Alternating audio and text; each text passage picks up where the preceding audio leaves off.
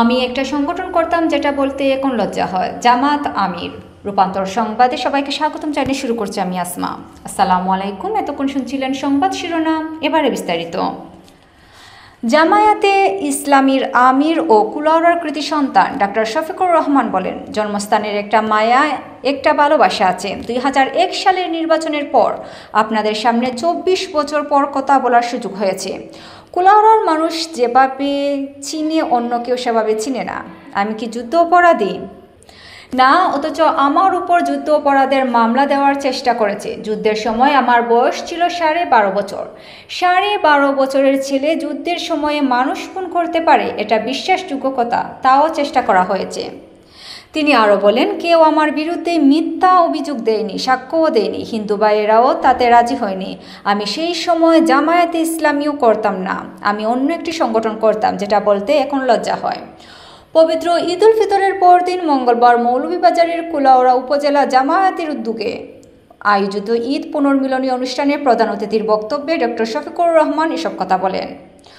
কুলাউড়া শহরের ঐতিহ্যবাহী ডাকবাংলো মাটি উপজেলা জামায়াতে ইসলামীর আমির অধ্যাপক আব্দুল মুনতাজিমের সভাপতিত্বে ও সাধারণ সম্পাদক বেলালের পরিচালনায় অনুষ্ঠানে বিশেষ অতিথির বক্তব্য দেন সিলেট মহানগরীর আমির মোহাম্মদ ফখরুল ইসলাম। ডক্টর শফিকুর রহমান বলেন, বিগত জালিম সরকারের আমলে আমরা 11 জন শীর্ষ নেতাকর্মীকে হারিয়েছি, 5 শতাধিক মানুষ পঙ্গু হয়েছে, হাজার হাজার মানুষ মামলার শিকার হয়ে দেশ ছেড়ে বিভিন্ন দেশে আশ্রয় নিয়েছে। আমাদের নিবন্ধন বাতিল করা হয়েছিল আগস্টের 1 তারিখ। আমাদের নিষিদ্ধ করা হয়। সে সময় আল্লাহকে বলেছিলাম, 4 দিন পর আল্লাহর বিচার হয়েছে। জুলাই বিপ্লবে ছাত্রদের সঙ্গে আমরাও ছিলাম। জালিমের মাথা আল্লাহ গুড়িয়ে দিয়েছেন। তিনি আরও বলেন, 26,000 কোটি টাকা শুধু আওয়ামী লীগের নেতারা পাচার করেছে। প্রশাসন কত টাকা পাচার করেছে আল্লাহ ভালো জানেন। তাদের বাপ ছিল এমন, তারা রাজা আর আমরা প্রজা। ওই সরকার কারোর সঙ্গে ভালো আচরণ করেনি। 7 বছরের শিশুও আন্দোলন করেছে। এক মা দুধের শিশু সন্তান কোলে নিয়ে আন্দোলনে এসেছেন। সন্তানদের সঙ্গে সংহতি প্রকাশ করার জন্য তিনি আন্দোলনে নেমেছিলেন বলে সাংবাদিকদের বলেছেন। এটা ছিল জুলাই বিপ্লব। জামাত আমির বলেন, আমি প্রত্যেকটা শহীদের বাড়িতে যদি যেতে পারতাম, তাদের সন্তান কোলে নিতে পারতাম। যাদের বাড়ি গিয়েছিলাম তাদের জিজ্ঞেস করেছি কেমন আছেন। তারা শুধু টপ টপ করে চোখের পানি ফেলেছেন। জানতে চেয়েছিলাম কি চান। তারা বলেছিলেন, জালিমের হাতে দেশটা যেন আর না যায়। দেশটা আপনাদের হাতে দেখতে চাই। এখন একটা দেশ দেখতে চাই, চাঁদাবাজ, ঘুষখোর ও সুদখোরদের ঠাঁই হবে না। আপনাদের চাওয়াই কি এক? যদি এক হয় তাহলে লড়াই আমাদের শেষ না, লড়াই শুরু।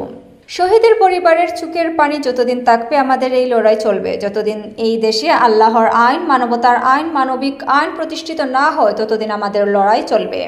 তিনি আরও বলেন, বাংলাদেশকে আল্লাহ জালিমের কবল থেকে মুক্ত করেছেন। ফিলিস্তিনকেও যেন আল্লাহ জালিমের হামলা থেকে মুক্ত করে দেন। ডক্টর শফিকুর রহমান বলেন, কুলাউড়া উপজেলায় 34টি চা বাগান রয়েছে। তারা হাড়ভাঙা পরিশ্রম করেন। আমরাও আগে দাবি তুলেছি শ্রমিকদের ন্যায্য মজুরি নিশ্চিত হয়। আমরা ডাক্তার, ইঞ্জিনিয়ার, আইনজীবী চাই না যাদের ভিতর মনুষ্যত্ব নেই। আমরা চাই প্রকৃত মানুষ, যারা মানুষের কল্যাণের জন্য কাজ করবেন, তাদের প্রয়োজন। তিনি আরও বলেন, আমরা একটা মানবিক বাংলাদেশ করতে চাই, যেখানে হিন্দু, মুসলিম কিংবা মেজরিটি মাইনরিটি বলে কিছু থাকবে না। তিনি আরও বলেন, দুঃশাসন এবং জুলুমের কারণে আপনাদের মুখ দেখতে পারিনি, আজ প্রাণ খুলে দেখতে চাই। প্রিয় দর্শক, এতক্ষণ আমাদের সাথে থাকার জন্য ধন্যবাদ। সেই সাথে আমাদের পরবর্তী নিউজটি দেখতে এখন আমাদের চ্যানেলটিকে সাবস্ক্রাইব করুন এবং বেল বাটনে চাপ দিয়ে রাখুন। এছাড়াও আমাদের সাথে ইমেইলে যোগাযোগ করতে পারেন। আমাদের সাথে ইমেইলে যোগাযোগের ঠিকানা রূপান্তর সংবাদ@gmail.com। আল্লাহ হাফেজ।